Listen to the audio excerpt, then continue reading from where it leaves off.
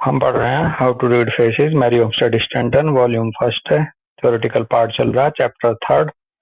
और अमित भाई, आज डेट हो गई है 12 अक्टूबर 2025, पेज नंबर 96 पे हैं हम जी और हमारा टॉपिक चल रहा है the brain and nervous system. जी इसमें कह रहे हैं the brightness of the eye is caused by two things.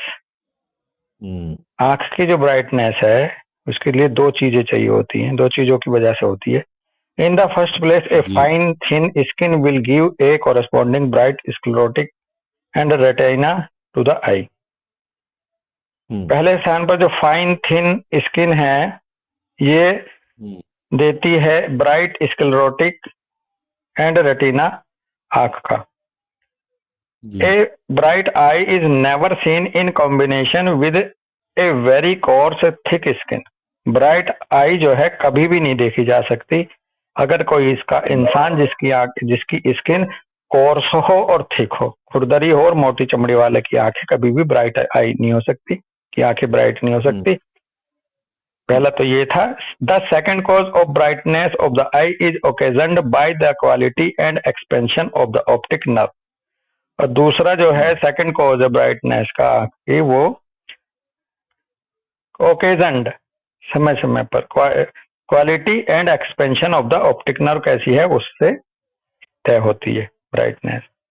Where the skin is fine and thin the nerves of sense will be correspondingly of high quality and activity and this in connection with the thin covering of the eye gives the brightness and vivacity which are observed in the mentally gifted person but which is absent in the dull and stupid।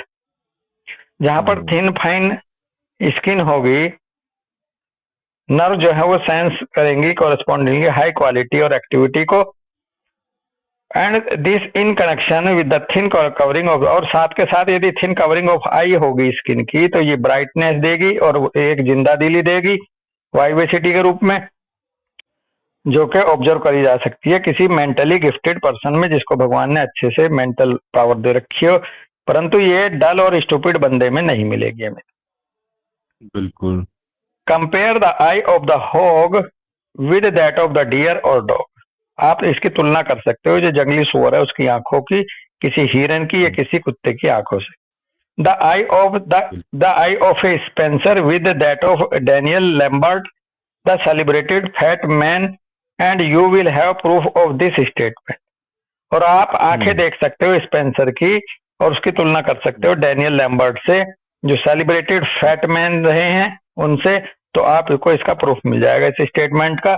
When any doubt exists as to the character or interpretation of appearances, an interrogation of nature will give us all the proof required, and nowhere is evidence more plentiful and convincing than in our animal ancestors।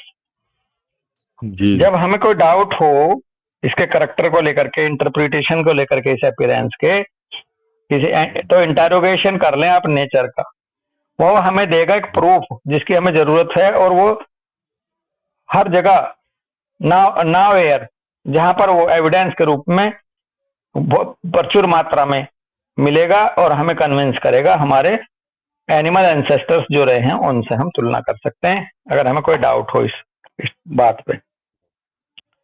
The following is from the pen of mister Haeckel and I quote it has throwing light on the law given above, VIZ that texture of the skin is indicative of quality।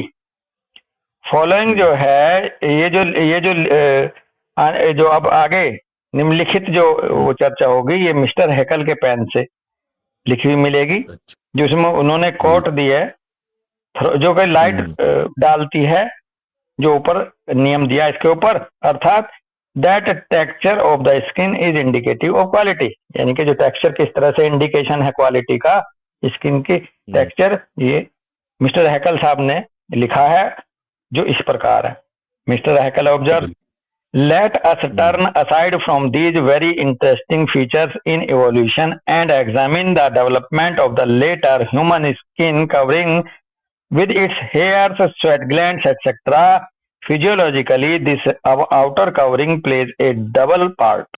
हैकल साहब ने लिखा कि यदि हम let us turn aside from these very interesting features, अगर हम बहुत interesting features से हटके अगर हम देखें इवोल्यूशन में, एग्जामिन करें हम डेवलपमेंट को जो of the letter human skin covering, अगर स्किन कवरिंग के तहत हम एग्जामिन करें दूसरी फीचर्स को साइड करके, इस स्किन को उसके हेयर्स को लेकर के, स्वेट ग्लैंड्स आदि को लेकर के अगर हम एग्जामिन करें तो कह रहे हैं physiologically this outer covering plays a double part. तो ये outer covering double part play करती है। The skin in the first place forms the general protective covering which covers the whole surface of the body and protects all other parts. पहले स्थान पर तो ये protective covering देती है, cover करती है सारे के सारी सरफेस को बॉडी की, और प्रोटेक्ट करती है हमारे सभी पार्ट्स को, such as it at the same time affect certain change of matter between the body and the surrounding atmosphere, VIZ perspiration और स्किन ब्रीदिंग। और इस तरह से ठीक उसी के साथ साथ ये कुछ मैटर को भी एक्सचेंज करती है एटमॉस्फेयर से, हमारे शरीर और हमारे आसपास का जो एटमॉस्फेयर है उसमें कुछ आदान प्रदान करती है कुछ मैटर को। दूसरा काम इसका ये है जैसे कि पसीना या स्किन के थ्रू ब्रीदिंग करना। ये बिल्कुल। इन the first place the skin is the oldest and primitive sense organ. पहले स्थान पर तो स्किन जो है ओल्डेस्ट और प्रिमिटिव सेंस ऑर्गन है। The organ of touch which affects the sensation of the surrounding temperature end of the pressure and resistance of the body with which it comes in contact. The organ जो organ of touch है ये, जो कि हमें effect of sensation को देता है, जो सराउंडिंग हमारे आसपास के टेम्परेचर को लेकर के, प्रेशर को लेकर के, रेजिस्टेंस और बॉडी को लेकर के हैं, उनको ये हमें सेंसेशन देता है जो इसके कांटेक्ट में आते हैं skin. Those organs of our bodies which discharges the highest and most perfect functions of animal life, those of sensation, violation, thought, dash लगा कह रहे द ऑर्गन्स ऑफ साइकी, फिर डैश लगा, और mental life arise from the external skin covering. और बहुत ही अच्छा statement last में दे दिया कि जो वो सारे ऑर्गन जो हमारी बॉडी को डिस्चार्ज देते हैं, हाईएस्ट और मोस्ट परफेक्शन फंक्शन देते हैं हमारे एनिमल लाइफ के, वो सारे के वो ऑर्गन्स जो एनिमल लाइफ के लिए जिम्मेदार हैं, जो हमारे वाइटल ऑर्गन्स हैं, वो सारी सेंसेशंस, सारे वॉल्यूशन, थॉट जितने भी आते हैं हमारे निकल के द ऑर्गन ऑफ साइकी के द्वारा या मेंटल लाइफ के द्वारा, वो सारे के सारे अराइज हुए हैं अमित भाई एक्सटर्नल स्किन कवरिंग से। इस कल भी बात हुई थी पिछले डिस्कशन में कि जितने भी अंदर के sensory organ, sensory part, sensory tissue अंदर का बना है, वो सारा ये एक्सटर्नल स्किन कवरिंग जब अंदर की तरफ गई शरीर में तो उसी से ये बना है दोस्त। बिल्कुल बिल्कुल। तो इस तरह से स्किन का देखो कितना बड़ा रोल है भाई, स्किन से ही अंदर का सारा इंफॉर्मेशन टेक्नोलॉजी डेवलप हुई है हमारी नर्व्स के रूप में, नर्वस सिस्टम के रूप में। और हम पढ़ते हैं ना एक्टोडर्मल ओरिजिन है, एपिडर्मिस भी और न्यूरोएक्टोडर्म। एक्टोडर्म दो में डिवाइड हुई है जी।